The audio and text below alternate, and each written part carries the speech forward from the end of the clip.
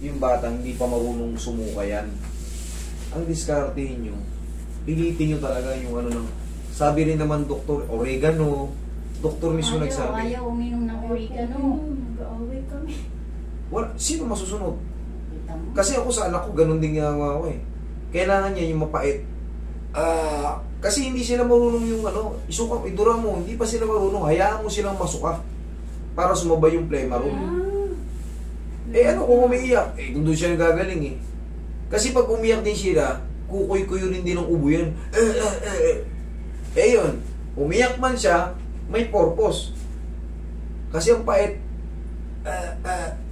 naisukan niya na yung plema.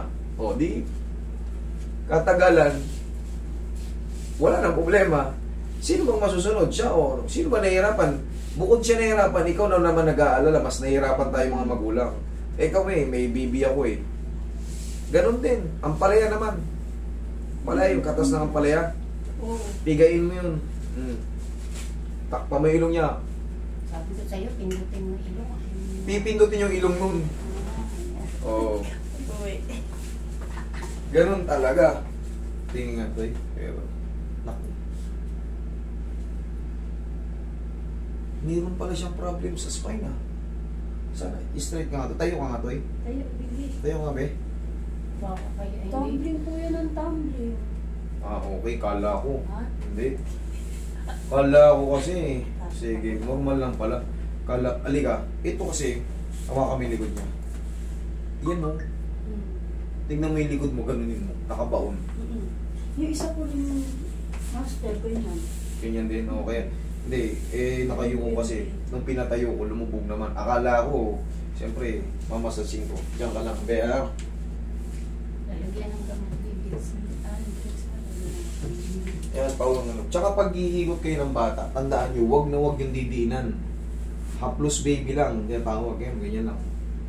Hanggat maaari, hindi sila yung makakaramdam ng aray. Hindi mo sila maririnig. Aray!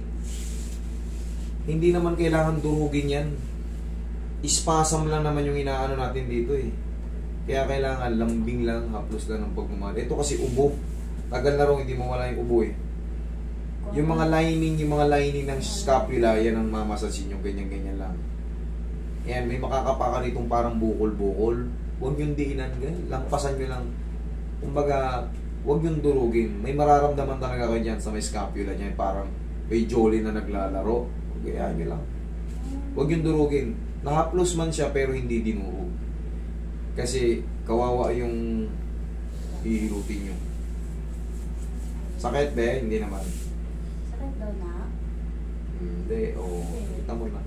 Inaano ko siya, namamasal siya pero hindi siya nasasaktan. Very good, bait baby Tagilid ka, be. Higa ka, be. Huwag ka matakot, ha. Hindi naman masakit yan, be. Tagilid lang, be. Kaya be. Yan. Yan. Higa lang. Very good, ah. Bigid yan.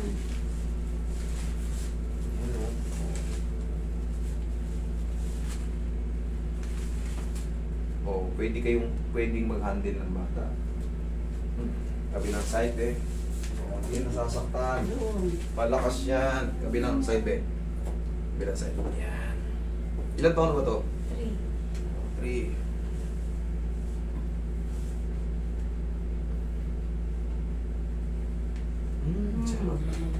Okay. Tapa ka, be. Tapa. Tapa ka, be. Shoot mo yung mukha mo, be. Okay. Sige.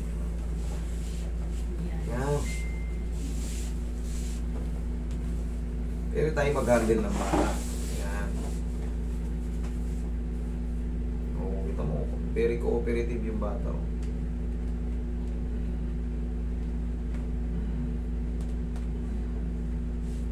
Okay ka lang dyan, be? Okay. Wait lang, be. Last na, be. Last na.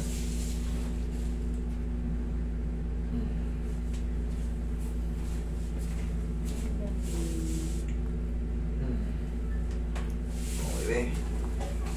Yeah. Upo ka muna rin, be. Upo ka. Yan.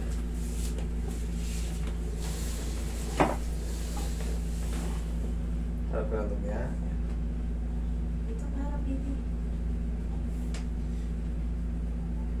Siyempre, ang bata, talagang mapipikong ka. Gusto mong, idura mo. Ayaw pa idura. Pero pag yun mapait, pinainom nyo sa kanya, Oo. suka niya yan. Buo-buo. Maghanap kayo ng dahon ng lagundi dun sa inyo. Baka meron. Okay, yan lang. Ganyan lang. Kunting pektos lang yan. Ganun lang ang pag-handle sa bata. Hindi siya nasasaktan. Dati kasi, siyempre kami, may lahi kami manghihilot eh. Yun talaga yung pinakalola nito ni Roy. Yun naman ang pinsan ng lolo ko. Talagang, ay, sarap ng paramdam. Kasi nabuhay tayo sa hilot eh. Pero ngayon, in-adjust ko na eh. Kaya be? Oh, sige.